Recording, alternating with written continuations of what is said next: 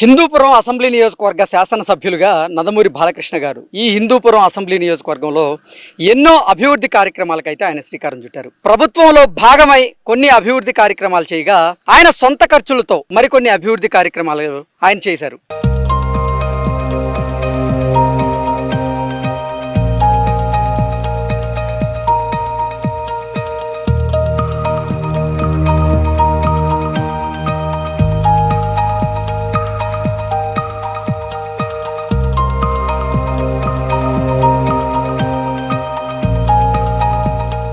ప్రస్తుతం మనం వీరంపల్లి అనేటువంటి గ్రామానికి సమీపంలో ఉన్నాం.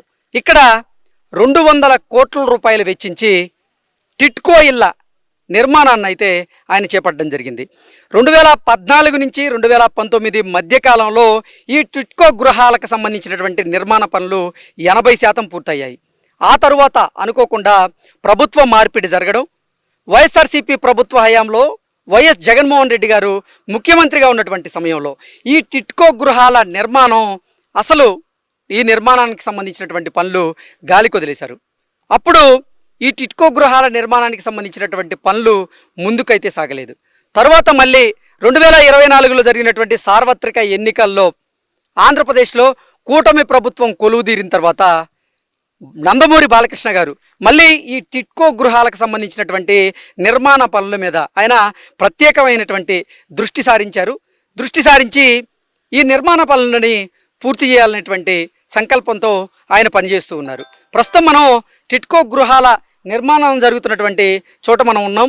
మరో 2 నెలల కాల వ్యవధిలోనే ఈ టిట్కో గృహాలకు సంబంధించినటువంటి నిర్మాణ పనులు అయితే పూర్తయ్యేటువంటి అవకాశం స్పష్టంగా కనపడుతుంది.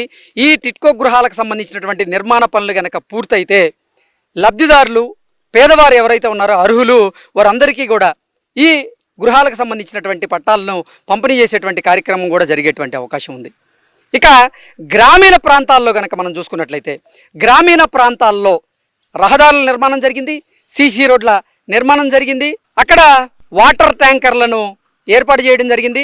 ఈ నియోజకవర్గ వారీగా 20 కోట్ల రూపాయలు వెచ్చించి ఓవర్ హెడ్ వాటర్ ట్యాంకులను ఆయన నిర్మించడం జరిగింది. దాంతో పాటుగా గ్రామాల్లో సీసీ రోడ్ల నిర్మాణం కూడా పూర్తి జరిగింది. గతంతో పోలిస్తే అంటే నందమూరి బాలకృష్ణ గారు ఈ అసెంబ్లీ నియోజకవర్గానికి శాసనసభ్యునిగా ఎన్నిక కాకముందు ఇక్కడ పరిస్థితులు వేరుగా ఉండేవి. ఆయన ఎన్నికైన తర్వాత ఇక్కడ పరిస్థితులు మారాయంటూ కూడా కొన్ని గ్రామాలకు చెందినటువంటి గ్రామస్తులు అయితే వారి అభిప్రాయాన్ని వ్యక్తం చేశారు. ఇక ఈ నియోజకవర్గంలో ఉన్నటువంటి అన్ని గ్రామాలు కూడా పూర్వ వైభవాన్ని అయితే సంతరించుకుంటూ ఉన్నాయి. ఒకదాని తర్వాత ఒకదాని మీద దృష్టి పెట్టి నందమూరి బాలకృష్ణ గారు అయితే ఈ నియోజకవర్గాన్ని అభివృద్ధి బాటలో ఆయన నడిపిస్తూ ఉన్నారు.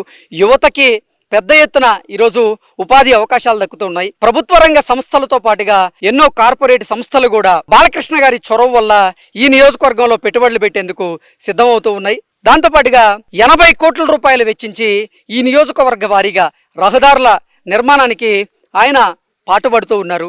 అలాగే 2024 నుంచి 2025 ఈ సంవత్సర కాలంలోనే దాదాపు 120 కోట్ల రూపాయలు వెచ్చించి ఈ నియోజకవర్గంలో అనేక రకాలుగా ఇప్పుడు అభివృద్ధి కార్యక్రమాలు అయితే కొనసాగుతున్నాయి. ఇలా 1 కాదు 2 కాదు ఎన్నో అభివృద్ధి కార్యక్రమాలకి ఆయన శ్రీకారం చుట్టారు. 2019 నుంచి 2024 మధ్య కాలంలో వైఎస్ఆర్సీపీ ప్రభుత్వం కొనసాగుతున్నప్పటికీ నందమూరి బాలకృష్ణ గారుగా మాత్రం రాష్ట్ర వ్యాప్తంగా ఎక్కడా లేని విధంగా ఈ నియోజకవర్గంలో అన్నా క్యాంటీన్ని ఏర్పాటు చేసి అన్నార్తుల ఆకలి తీర్చినటువంటి ఘనత నందమూరి బాలకృష్ణ గారికి దక్కుతుంది. అలాగే కరోనా కష్టకాలంలో కూడా ఆయన సొంత ఖర్చులతో ఇక్కడ కరోనా కిట్లను ఏర్పాటు చేసి, వెంటిలేటర్లు ఏర్పాటు చేసి, ఆక్సిజన్ సిలిండర్లను కూడా సప్లై చేశారు. అలాగే ఈ నియోజకవర్గంలో ఎవరైనా ఏదైనా అనారోగ్య సమస్యతో బాధపడుతూ ఉంటే వారు వైద్య ఖర్చులు భరించలేకపోతే వారికి ఆయన సొంత ఖర్చులతో వైద్యం చేయిస్తూ వచ్చారు. దాంతోపాటుగా కరోనా కష్టకాలం నుంచి కూడా ఈ నియోజకవర్గంలో ఉన్నటువంటి ప్రజలు ఎవరు కూడా ఇబ్బందులు పడకూడదు, అనారోగ్య సమస్యలతో ముఖ్యంగా ఇబ్బందులు పడకూడదు అనేటువంటి ఏకైక లక్ష్యంతో స్వర్గీయ నందమూరి తారక రామారావు గారి పేరు మీదట ఎన్టీఆర్ ఉచిత ఆరోగ్య రథాన్ని ఆయన ప్రారంభించారు. ఆ ఎన్టీఆర్ ఉచిత ఆరోగ్య రథం నియోజకవర్గంలో ఉన్నటువంటి అన్ని గ్రామాల్లో కూడా వెళ్తూ ఉంటుంది. అలాగే మున్సిపాలిటీలో ఉన్నటువంటి అన్ని వార్డుల్లోకి వెళ్ళి వైద్య సేవలు అందిస్తూ ఉంది.